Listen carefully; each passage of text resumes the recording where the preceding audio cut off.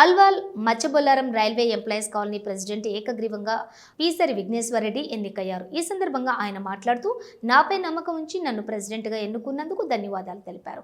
Colony సంక్షేమానికి, colony అభివృద్ధికి కృషి చేస్తారని తెలిపారు. ఈరోజు రైల్వే ఎంప్లాయీస్ కాలనీలో కాలనీ ఎలక్షన్ జరగడం.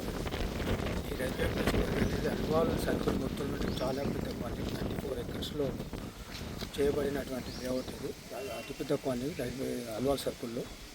ఈరోజు కాలనీ వాసులు అందరూ కూడా గతంలో నేను చేసిన కరోనా టైంలో కానీ, దుర్గామాత పూజా కార్యక్రమాలు కానీ, గతంలో నేను సీసీ కెమెరాలు ఏర్పాటు నా సాయం చేసినందుకు కానీ, నాపై నమ్మకం ఉంచి రైల్వే ఎంప్లాయీస్ కాలనీలు అందరూ కూడా నన్ను ఎకామనైజ్గా నన్ను ప్రెసిడెంట్గా ఎన్నుకున్నందుకు వారికి అందరికీ ధన్యవాదాలు తెలియజేసుకుంటాను.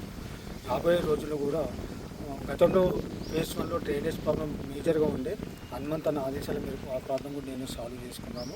ఇప్పుడు కూడా ఫేజ్ 1లో ఇప్పుడు ప్రాబ్లం ఉంది, డ్రైనేజ్ ప్రాబ్లం మేజర్గా ఉంది. అలాగే ట్రాన్స్ఫార్మర్లో కూడా 3 ట్రాన్స్ఫార్మర్ కావాలి.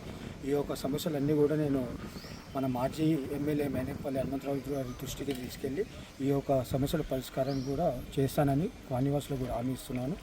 ఇది అతి త్వరలోనే 10 రోజుల లోపటినే ఈ యొక్క డ్రైనేజ్ సమస్యని, ఒకవేళ గవర్నమెంట్ నుంచి లేట్ అయినా కూడా నా సొంత డబ్బులతో ఆ ఒక డ్రైనేజ్ వర్క్ నేను కంప్లీట్ చేస్తానని కాలనీవాసులందరూ కూడా హామీ ఇస్తున్నాను.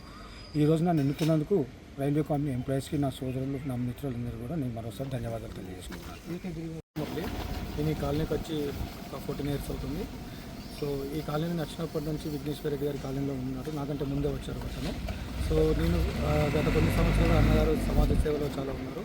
ఒకటి కోవిడ్ టైంలో తను చూశాను, దగ్గరుండి అందరికీ పేదలకు అన్ని బియ్యం అన్నీ పంచడం జరిగింది. అలాగే మా కాలనీలో సీసీ కెమెరాలో కూడా తన ఓన్ జేబుల నుంచి ఒక ₹1,00,000 వరకు అమౌంట్ ఇచ్చి సీసీ కెమెరాలు ఏర్పాటు చేయడం జరిగింది.